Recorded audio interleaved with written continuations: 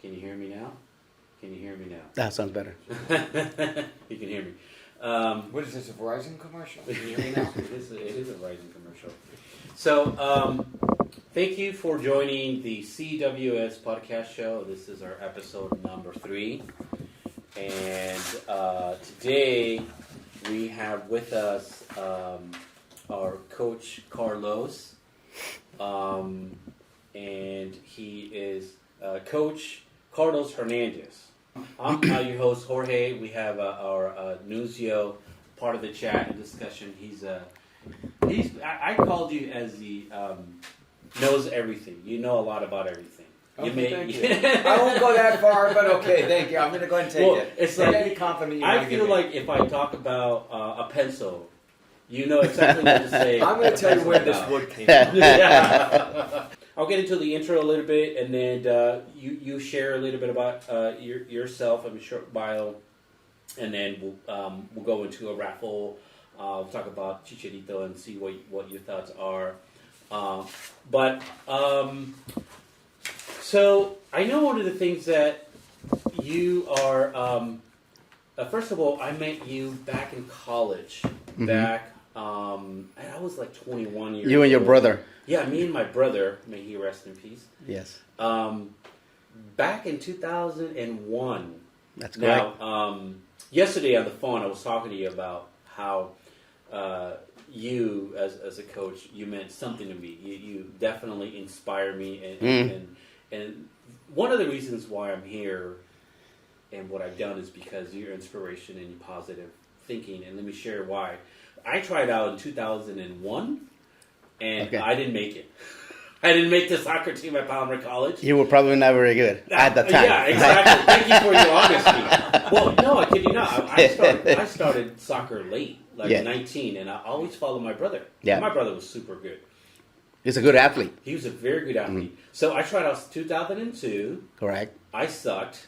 I mean, I really sucked. Like, don't be so hard on yourself. Yeah. I remember you saying, you just got this weird kick. You got to fix it like this. You got to fix it like that. Right. And then finally, 2003, I want to say, I made it. Now, maybe you just, felt sorry for me and like, man, look at this kid. Let's just give him a try. But, I really like that you share that something positive to me. That you say, you know what, these kids are super talented. Anybody here has something to offer. Right. And I really love what you said. And just the fact that you gave me a chance really inspired me to do even more. Like, you know what? If I felt like I got a chance, I'm sure I can do more things with that. So I really appreciate that. And I just wanted to always say thank you for giving me the chance to make the team. And I did. I got to play a few games here and there. And you saw how good I became and stuff like that. But then once I became really good, like almost Cristiano Ronaldo, the season was over. I never got to see it, unfortunately, I guess. No. Yeah, it was once the game was over. Yeah. And then I went and played. Right. Yeah, so he didn't get to see that part. Anyways. Man, I don't even know what to say. The game was over. The game was over. As I... Somehow, it's all my life. I've been a soccer coach all my life, since I was 19 and started coaching. Mm-hmm. And I met so many really good people, and I felt that this was a calling for me. And I never saw soccer as a, to be the best team, but to have that opportunity to maximize your potential. Yeah. And I think that that's one thing that happened, that when I see a player, I will always see the positive things, and some, you just happen to come to, what you don't realize is that at that time we were dominating the soccer world in the JC. So you were not just playing for any team. So being part of the team, of the starting 11 or the roster, it was a big privilege. And I wanted to make it that way because somebody had to, set the standard for that. I think you saw a picture of the, on Facebook that they recently, it was in the memory. I think you saw it. That was my very first team. That was when you were 20, right? I was about that time, more or less. It's a few years ago. Yeah, a few years ago. It's weird because it's been 40 years that I've been doing this, and I feel like it was yesterday, and then I realized how many people that I work with, and the thing that I take a lot of pride, and as a coach is that when you go on the street and they don't call you a bad name, when they come and thank you and they ask you for advice. I think that it makes me feel all the things and the effort that and the hard work that I put in there, it was worth it. So I really appreciate that. And before I forget, we get into other stuff. I think that people like you, is what make the team successful, and I tell you why.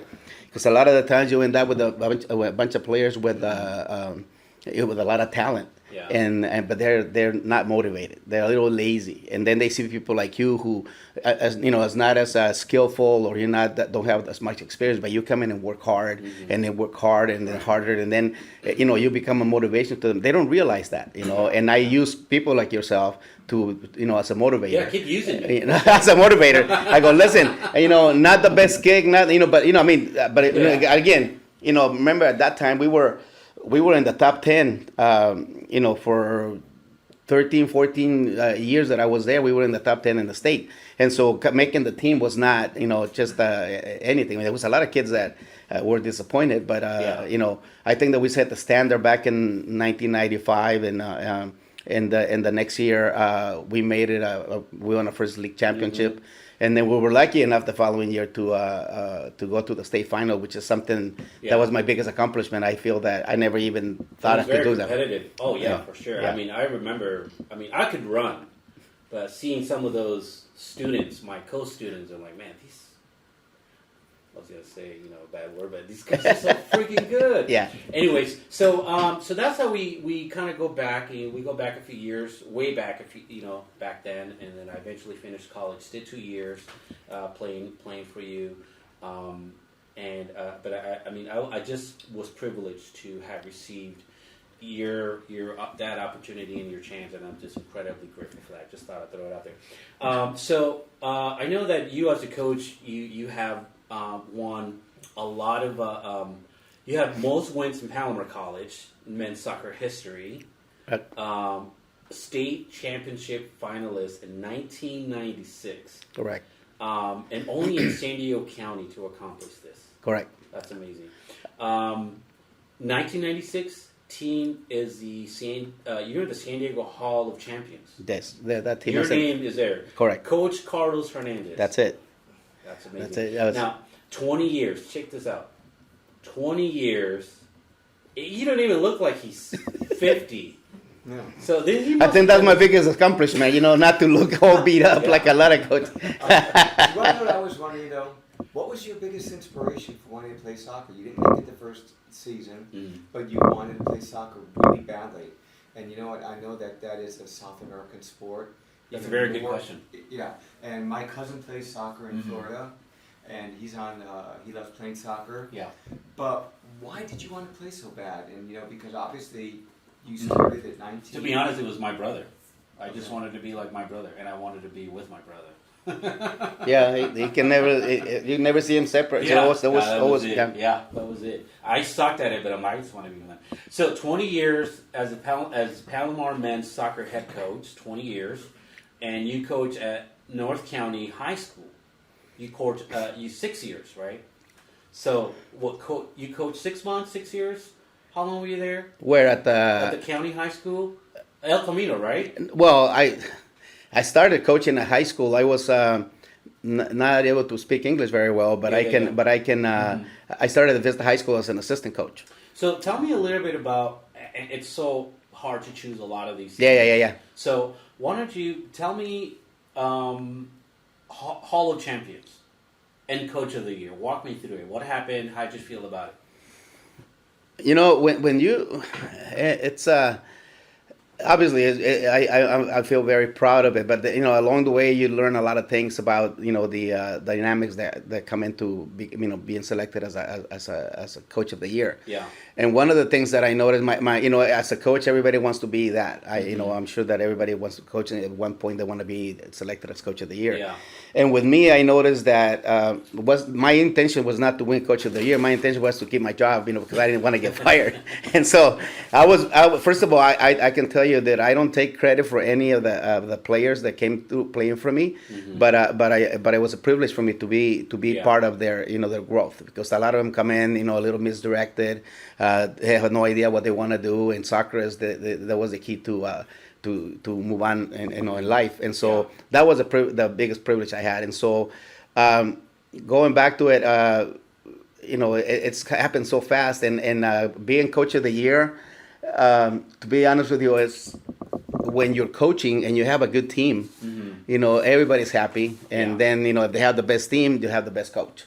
And I honestly feel that my best years as a coach is when I didn't have my good teams, when the players were not as good and not as skillful, and then I had to really do the work, and I had to go and, like they say, roll up your sleeves and start teaching some of the kids how to kick the ball properly and become successful. Yeah. I think that I gave myself coach of the year when I wasn't selected coach of the year, because when we were winning the championships, the players were doing that.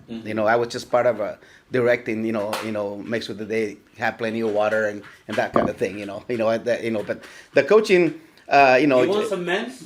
No, thanks. I'm not trying to say anything. I'm just literally, if you want some. You want some mints, Nunzio? I'm good. You sure? I'm good. You have the best smelling breath, Thank right? you. Yeah. I thought he was gonna say, "Please, that one, please." So it's obviously I'm very proud of that, but I'm more proud of the accomplishments the kids did. There was a lot of kids that went on and did really well. Yeah. You mentioned the championships. When you're a young coach and you think that you know everything, and then you get to a certain point where you say, "Okay, this is as far as I want to go." Yeah. And I remember giving credit to John Woods. He was my mentor at Palomar. He's the one that hired me there. And I was a young guy thinking that I knew everything, and I just wanted to be there and go, if I'm here a couple of years, play 500, keep it at 500, keep my job, I'll be okay.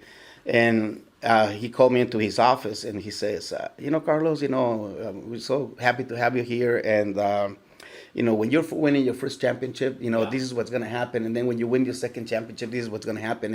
And I'm listening to him, and as he's saying those things, I'm thinking, this guy believes that, that I can be, I can win a championship. Yeah. And I never forgotten that. And so what do you do? Well, you're not going to say, well, why? Why is that? It's just a little bit insecurity. So I go, he picked me for some reason. And so I go, well, so whatever I'm doing up until this point, I'm going to keep on, I'm working on it and getting better. And the next year, we got my first championship, and then after that, awesome. Then everything happened after that. Yeah. So I that just tells you a little bit, and I think I mentioned to you a little bit how a lot of the times one of the problems that I saw with some of the, especially Hispanic kids, they come in and they come with those expectations. I just want to make it on the team, They're not thinking I can be the player of the year. They think I'm going to get a scholarship.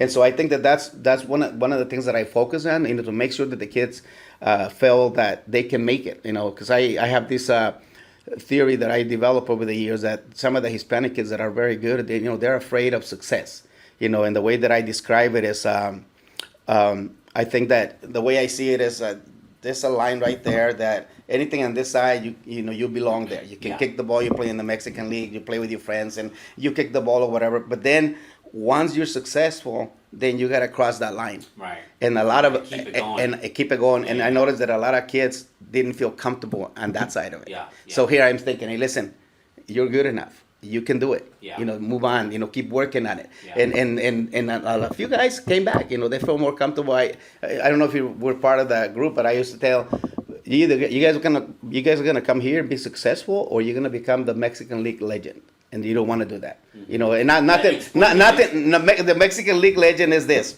We have a guy who is very unmotivated.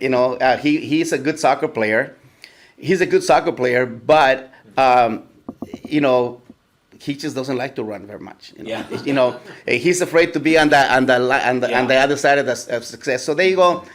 So then we, family guys, the family usually puts a team together. They play in the Mexican League, and then they're going to play for the championship, of the, whatever, the Budweiser Cup or whatever, And then they're pretty good because obviously they're young, they're strong, they're good players. And dad and uncle, they bring them in, come in, I'll give you $20 or whatever. So they feel important, and they don't realize that they're pulling them back, from moving forward. And so I go. And then once they go into the situation, they feel like they succeeded, and they either don't continue going to college, or they drop out of school, they get a job, and then they play every game on Sunday. They play on Friday, Saturday, and Sunday, right, George? Yeah. And then they play on Sundays, and so they become very popular. Play on Sundays, believe it or not. But like I said, they become those elite players, and so. If you're a Mexican League legend, then that's not a good thing to be.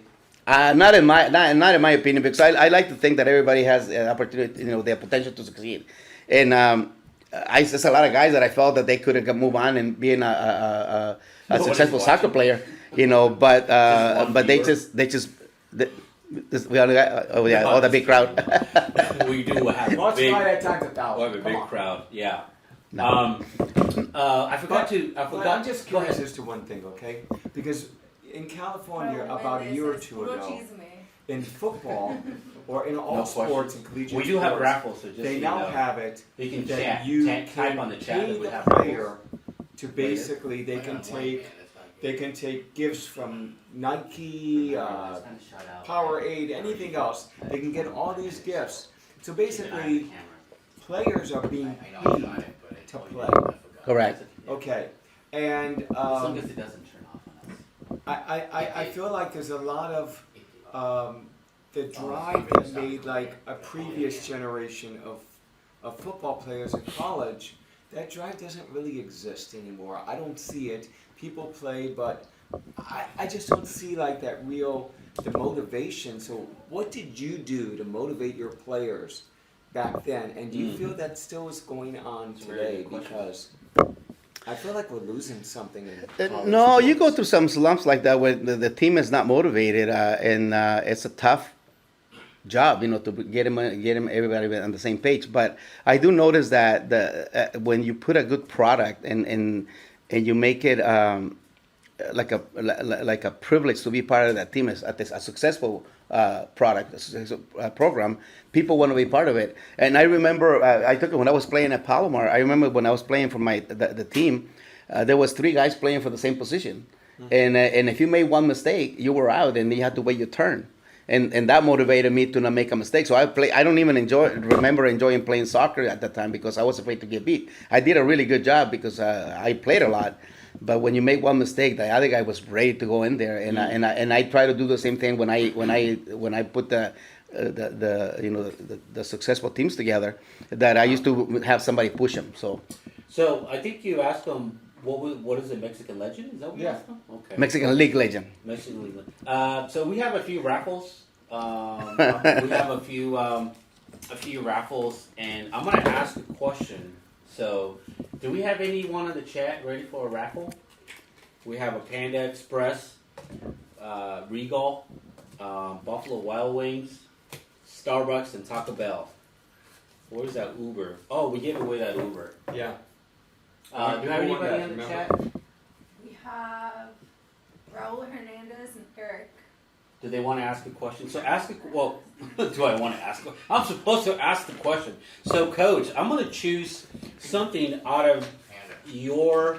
He wants Panda. He wants Panda. Something out from you. Okay, we'll raffle the Panda. We voted Panda or Taco Bell. All right. So I know that you have been coaching for quite a while, and specifically, there's a number that I see here. Okay. So if you're watching and you can guess this question correctly, you get a Panda Express gift card. Now, it says $25 to $500. I don't know how much is in here. Just go with the 25. Just go with the 25. Just say it's 25 because the 25 is the minimum. Anything more than that. You know how much is in here? No, but it says that 25 is minimum. Right? That's 25, 500. Okay. Do you know? But did you? Do you know how much? Anyway. I have no idea myself. This is like a lotto right now.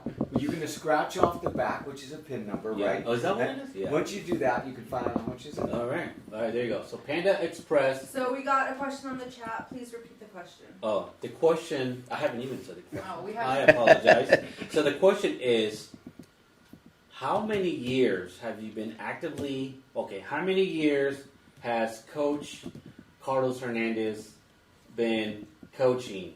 How many years? Actively coaching. Coaching where? We have to be specific. Soccer No, just coaching. Yeah, Just that's what he coaching. does. He High just- school, yeah, college, anything. Yeah, coaching. Okay. Yeah, he has been actively coaching for blank amount of numbers in the North County community. Oh, we already have an answer? We have 2 answers. Okay, all right. Let's go with 2 answers, 2 of those, and see if that is correct.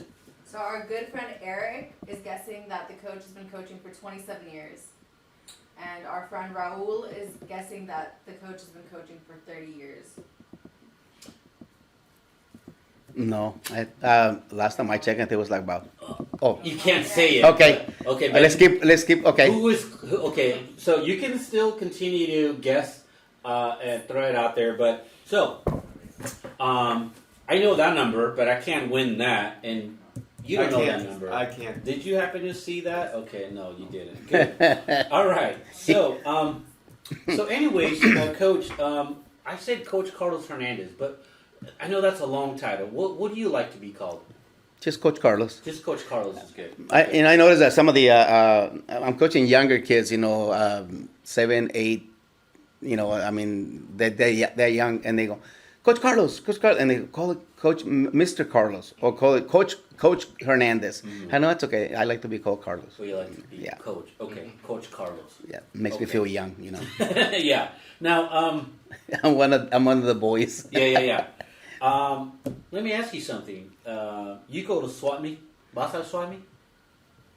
Back in the days, I've been. Another guess for 21 years. No. No. Keep guessing. Oh, so, swap meet. No vas al swap meet? I used to, not anymore. I like going to the Swami, by the way. I used to. I grew up in Vista. Is that where you get the college uniforms? No. I was lucky enough to get them from Nike. Now maybe the ones that you wore. I remember going through different sponsors. We had believe it or not, we were sponsored by No Fear. Remember the No Fear clothing? I wasn't there for that. One year we got sponsored by them, and then we got Adidas, and then we got a Nike. I think that. So that's why you're walking with Adidas, because you're sponsored by Adidas? Have them throw some hats and stuff around to us. The club that I work for right now, that's what they wear. Have them throw some stuff at our podcast. Okay. And maybe next time I'll throw in a bag of oranges. Northgate. Next time I'll bring a polo so they can raffle it for the club. So when you go to swap meet, do you know the secret of getting to the swap meet for free?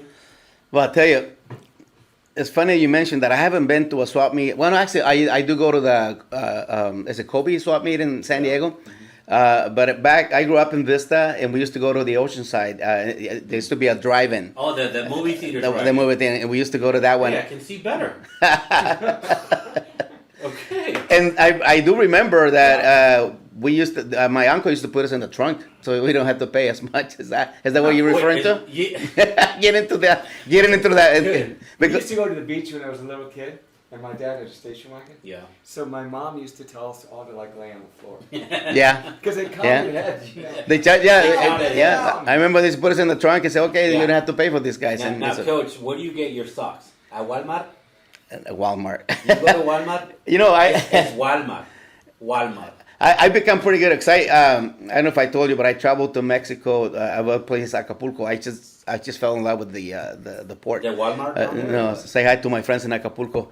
I go there twice a year, and it was an adjustment. You have to work on your accent because they say that we Americans speak Mexican Americans speak too fast, and they can't understand it.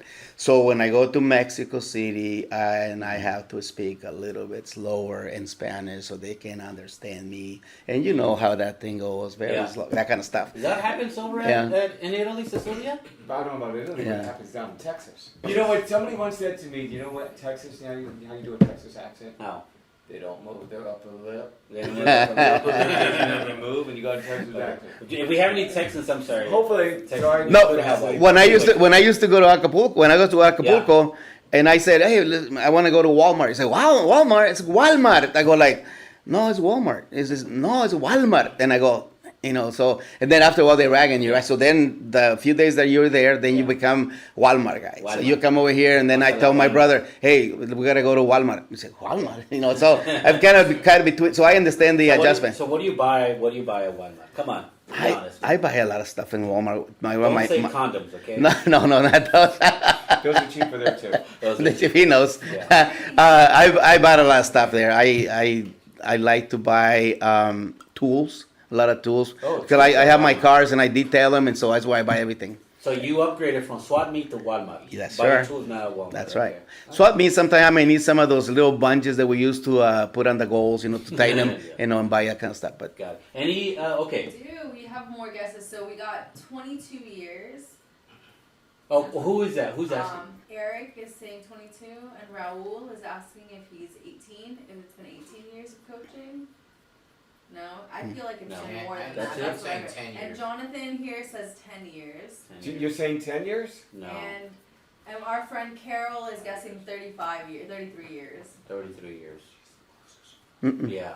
So, who's the closest? They want a clue. Okay, so should we give him a hint? All right, how about a hint? Give them the number in Japanese. No. Or like something that happened. I don't know. So it's between. What do we say? It's between. Okay, first of all, who's closest out of all those? The last one. The 33. Yeah. 33. So Carol is closest. So 33. And how far do we want to go? So we want to go farther than. That's a good enough clue. Yeah. Okay. Yeah. That's a good clue. Hey, that might not even. That might. It could be above 35, and it could be below 35. Yeah. The other guess was 30. Yeah. Watch out with that hand. You almost slapped me. Oh. Yeah. The Karate Kid. That's an Italian thing. Is that what it is? Yeah. Smack you in the head. Exactly. Family. What's your family like? Do you have any kids? Or what's your No family? kids.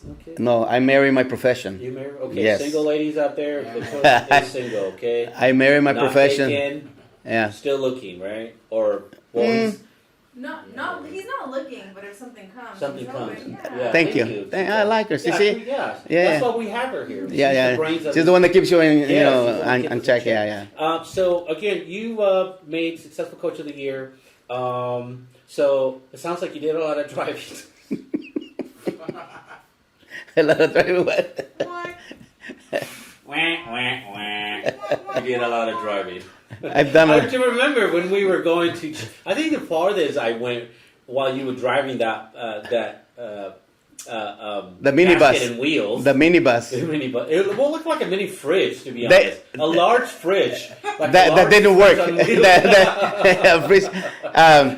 But I remember we drove all the way to not Chino, but Fontana. What is that place called? Fontana. Man, I drove further than that. Farther than that. Yeah, I think that's the farthest we went. I started when I started coaching there. You needed to have a Class B license. Yeah. Because you were going to drive the minibus for transportation purposes. Even though it was a minibus? It's a minibus. 22 passengers. And there was no 22 passengers there, Coach. On the minibus? There were at least 40 of us in that bus. We were Mexican. We can fit a lot of people, It was one of the buses where where's the team? Where's the team? Don't worry, they'll get here. No, I after a while, I got this great idea, because you'd be surprised the kind of kids that I got over here that coming from Escondido and Vista, kids that have never been out of the area. Yeah.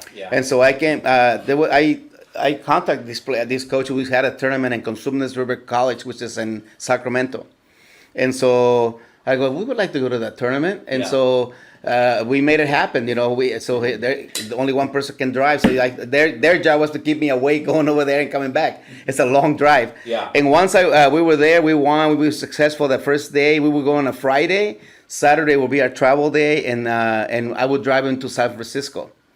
And so that's the farthest you've driven with that bus. But I did it for like 10 years because San Francisco. That trip was. I think you missed that when you came a little later. But my thing was I will make him go all the way, and then we'll go to. We literally parked the bus on the side at the bridge, and then we'll walk The bridge, boy. and I've seen that with a lot of fog. Because you didn't have any money. Yeah. So, coaching children versus teens, how different is that? I just think it's just the way that you communicate with them. Yeah. I noticed that the teens, it's a lot of positive reinforcement, and I think that the young ones, everything has to be kind of like a game. You know, everything is a game. My favorite one is one. You mean like video games? No, you play game. I'll give you an example. I just was working with a group of guys, new coaches at the club, and the kid, you know, they don't have a lot of experience, and so they're running with little kids, and they want to teach them what they teach Chicharito. You know, they want them to dribble and do all these fancy and teach them all these fancy stuff. They don't understand that. They want to know games, and so we want to teach them, you know, the basics, which is dribbling, passing, and shooting. You know, that's the things. And so one of the things that I learned from my brother Hector, who was very good at doing camps, there's this game where instead, these guys are lining them up. You know, I just did this like 2 weeks ago. Lining them up and dribble, and the kid is doing them wrong, and no, this way. And he gets frustrated, and there's another kid waiting to do it because everybody wants to be part of it. Yeah. So we have this game that make this grid where he said, this is the big city. Okay, and you're driving a car. The ball is the car. Okay, and then what do you know when you drive a car, you steer the car. Yeah. And then if you go fast, you slow down. You step on the brakes. You know, you step on the brakes, and that's how you're gonna turn the steering wheel to change directions. So you make it a challenge. You know, you put player 1 and player 2. Player 1, you're gonna be the robber, and the cop is gonna be the second guy. Yeah. So you gotta run into this big city. And I'm gonna give you 2 minutes or whatever you do, and then the kid starts running. He wants to hide from there. In the meantime, they're dribbling, they're stopping, they're doing the inside of the foot, they're turning, changing direction, changing speeds, and they're having a great time. The guy in the back is chasing him because he doesn't want to be far away from him. Because at the end of the 3 minutes, you know, if he cannot touch the guy, you're not a good cop. You know, and if you're closer, then you win the game. So that's kind of what it is. So you know, that thing does a difference between when you're teaching the little kids. Okay, and then the teens. The teens is more like then you compare the the way Messi does it, and remember that he does this, and he sends the ball over here. Well, he does it because of this, and they go like, oh, okay. They want to hear that. You know, they want to be like Messi. They want to be like Cristiano Ronaldo, and so you try to get ahead of them and to explain to them in the tactical part of it. That's the way Messi does it. Remember when he did this play in this game, and this is the reason why they pass it here for this reason, and they go like, okay, so they're more, you can keep their attention. Now let me ask you this question: when a kid comes up to you and says, "Hey, coach, I want to be like Messi. Hey, I want to be like Cristiano Ronaldo," or whatever thoughts and comments if they've mentioned those to you, what do you say to that? It's a hard question. That's really intense. You're telling a little kid that, so you have to think about that. Yeah, right. Yeah, thank you. Yeah, They probably want encouragement. Right. Well, you know what? Well, yeah, because why are the Messi, which is a little bit with the Mexican league, but anyways, hopefully we're going to that.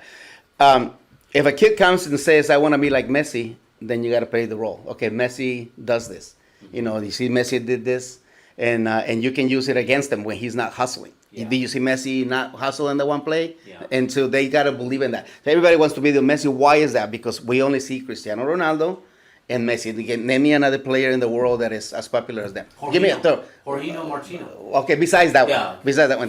We have a couple more answers in the chat. Oh, we do? A couple more guesses. Okay, what is Yeah, they're playing it safe. We got 35 years from our friend Eric, and our friend Raul says 37 years. Only 2 years.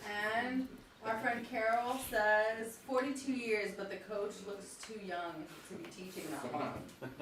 So she really wants that gift card. Wait, is Carol hitting I her started when he was like 4. I think she actually hit it. Yes, So, all right, 42. yes, I think so. If nobody else comes in, Let's give it the 3 guests and they're busy. Yeah. I have a question for you. We okay? still have a lot to give. We still Okay. I want to get rid of all these guys. You know, when I was growing up, my dad worked all day long. I never saw my dad. I mean, I played baseball with my cousin who was like 5 years older than me. I'd be pitching to him, and I probably didn't become a baseball player because of 2 things. I was playing one day, I wound up, threw him the ball, and I'm like 8 years old. And your dad couldn't catch it? No. What? and he hit a ball right that's right, because there it's wide angle. and knocked me over. And I was like 8 years old. So I said to my dad, I'm never going to play baseball again. Not doing it. No. He said, no, you can't be gun shy. You got to go back out. So I wound up, I threw the ball, and he hit me right there. Your dad did? No. Oh. My cousin was like 5 years older than Okay. me. So to me, that was like, I never got over that. And I never had a coach when I was like in grade school that got me over that. So I think coaching kids is so important to people learning the game of soccer or any sport at all. Mm-hmm. So you obviously love teaching kids. What did you do, or what do you do to? If you had a kid that came to you and you've been injured, what would you do to them to help them get over that fear? Who's been injured? Yeah. I had that happen to me. So the question is, what would I do if a kid is injured? No, basically I was saying like, I was injured when I was 8 years old playing baseball. And I really liked baseball. My uncle was known as Cleveland's greatest fan. Okay. But I liked baseball, but first I got hit in the forehead. And the second time, and then my cousin was 5 years older than me. So, and then next day I got hit straight in the eye and he knocked me down both times. That was it. So, if you had a kid that really loved the game, like I loved baseball, but I was just never going to develop as a baseball player after that. It just didn't happen. So what would you do to a kid that had been injured and they really want to play? I mean, what would you do? Because you're a great coach. You won all the championships. First of all, I wouldn't put you with your cousin. He's the one that hit you twice. There you go. So, I should have never been playing with somebody 5 years older than me. yeah, I think that's probably what it is. I appreciate the compliment. Has anyone that you coach gone to the majors or the Olympics or anything? That's a very good question. No. I tell you how good of a coach I am is the ones that I thought that they were not gonna make it, they made it, and the ones that I thought they were gonna make it didn't. So that tells you how good of a coach I am. Talking about me. Yeah, I thought he was gonna go far. Hey, I played for I played for Barcelona. Yeah, I saw that the uniform. I Yeah, played for Barcelona. Yeah. the shirt was a little tight though. You're like the guy they did the movie for football about, Rudy. Yeah, that's it. you. Yeah, nobody watched it. But hey, I was in it. I tell people that the good players. Wow, I coach some really really good athletes, and they just didn't want to make it to the next level. I remember one of the best player actually that I ever coached. I don't know if I want to say his name because he might be a little embarrassed, but he just didn't want to go to college. He just wanted to have fun and play. That guy was. I remember when we played them, and the next day he had such a good game. The next day, I had people from the top 10 schools in the nation calling me. The top 10 soccer schools in the nation calling me. They wanted him to come and play for them, and he says, "Nah." He just didn't like school, and so that was the biggest disappointment. And then I've learned something, that sometimes kids they're just not driven. There's nothing you can do. Maybe it's not what they want. Maybe they gotta want it. They gotta want it. I kept bugging them about going back. Getting there, giving it a shot, and you realize there's people that pay thousands of dollars to be seen by these people, and he just didn't want to go to school, of all the schools I used to talk to him, I felt that this was a kind of pressure that they said, "Come on, you need to go because it's the right thing to do." And I felt there was a lot of pressure on him. And then I told him, I go, I'm not gonna bug you anymore. But if you ever need my help, just do know that I'm there. And he's the one that went pro, right? For a little bit, And then I feel like it's just this big pressure thing, just this big load got off of him, And it's not. What was the team that he went into? I know he's playing for the San Diego Sockers right now, but he's been bounced back. He's been hurt, but he had a chance to go to Europe, and he didn't like it over there because they wanted him to go and learn. Go to school and learn the language. Oh. And so Yeah. he just didn't like school. And I think what I told him, I'm not going to pressure anymore. If you ever need my help, just let me Is know. this happening right now? This is recent or? No. When I was there, remember I retired in 2019. Okay. Because they have all these language courses today. You can listen 15 minutes a day and be speaking literally in a month. Well, We these have are about 10 minutes left for this. 10 minutes. Okay, we got 10 minutes. We got to wrap it up. Yeah. Chicharito y la selección. Thoughts, briefly. I just think that the federation is very hypocritical. I think that there's a lot of favoritism. I personally think that there's a lot of corruption going on in the selección, and the problems that he has has to do with a lot of the. What do they call that when they get those sponsors? And I think they use the athletes to make money for the federation. And from the soccer point of view, why wouldn't you want to have the guy that scored the most goals, the number one scorer in the national team? Now, as a coach, Yes, if you were Tata, right, putting the politics aside, definitely yes. you would. Yes. Why? Because 56 goals or something like that, it's a proven commodity right there. Now, the other person that should be there is Vela. Vela and Chicharito need to be there. And it's time for the raffle. And we have a couple more guesses. So we have a guest for 43 years, and we have a guest for 48 years. I thought you were saying 48 years or 40? Wait, 43. Help me with my math. I started coaching when I was 19. And you're 50 now, right? I'm Or 62 40? right now. You were 62? No way. Get out of here. I will be. You look too young for 62, Coach. Thank you. You guys, you have to be coaches. That's why you can stay looking young. But Okay, so 43. No, and but what we was the have other Do number? we have the answer in here though? We do. So we We have the real had answer in here. a guest for 42, a guest for 43 years, and a guest for 48 years. Okay, let's give the right answer. that just The makes right- me old, right? The answer is The answer is drum roll. Actively coaching for 40 years.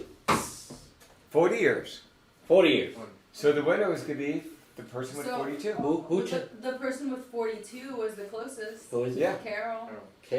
Carol. So Carol, congratulations. Yeah. You won Carol, a you won. 25. Did you just say 25? I think So it's thank at you, least Carol. 25. Okay, so Carol wins a gift card.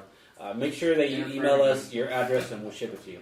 Okay, so we're gonna wrap it up here because how many minutes do we have, Floor Director? We have about 2 minutes left. Super Chica before says we have next- 2 minutes left. So, Yes. Coach, what do you think? Briefly, what do you think is the biggest accomplishment in coaching a college soccer team? From my perspective, obviously have a winning program, but Yeah. I don't know. I think we all get involved in coaching for different reasons. I think that I did it because I feel like I was making the difference in the community, and I think that's why I lasted so long. I think that kids really bought into that. Yeah. And there's a lot of coaches who come in and it's about winning. Yeah. And in the process they belittle kids and that kind of stuff. So I guess it depends on. For me, I think that the biggest accomplishment was not the all those wins, but is the friends and the people that I coach along the way. We got one of them over here inviting me to come to his podcast. And then I have another guy that is a physical therapist who became a doctor, and and then I got guys that are cops. Most of them are cops. So. Most of them. And to me, I always feel that you've been successful when they see you on the street and they want to say hi to you. Yeah. But most of the time they go like, that guy caught me. That So- guy was a jerk, and that's it. It's good to hear. Not talking about you, George. It's good to hear that people you have impacted are not in prison or in jail, right? I'm sure that. They're the ones that didn't make the team. No, sorry. One last thing, we can wrap it up with this one. And if there's anything else you want to share, but what would you say is your next goal? God, that's at my age, I just want the rest. I just don't see myself not doing anything with soccer. I'd probably die in the middle of the field somewhere. But one of the things that I would do is I would like to, based on my experiences, and I used to criticize a lot of kids that came in without good discipline, good habits. I think that I blame ourselves, because I'm one of the coaches. I think that that's one of the problems that happened at the end of my career at Palomar, and I will blame the people in the high schools that not preparing the kids. And then I was part of that program as well, and so then I focus on the club, and so I'm finding out that now coaching kids at the early age of 7-8 year olds, and they're like a sponge. And I think that if you catch them there, it's a great time to do it. I want to quick mention, one of the goals I want to do, I would like to start a foundation, an international foundation, so I'll be able to collect donations from United States and Mexico, and then offer some free camps in Mexico as soccer clinics. That's for amazing. free. That's For free. awesome. Yeah. I got coaches that are ready to do that, and I'm looking into that. So that's one of the things I would like to do. I think that would be my next frontier, my next goal. Coach Carlos, thank you so much for joining our podcast, and you're always welcome to come back. But it's nice. I mean, there's so much that we can talk about. We can talk about it. I know it was so brief, but there's a lot to cover. Yeah. But there's always another episode, right? Absolutely. I enjoyed listening to him. Hopefully, we'll get more viewers, and that'll improve that. Yeah, more than two. More than two. The two. I think we did. We had a lot more than that. I think we ended up with at least 5? No, Maybe 7? We had at least 15. Wow, 7. New record. Yeah, new record. Well, thank you so much.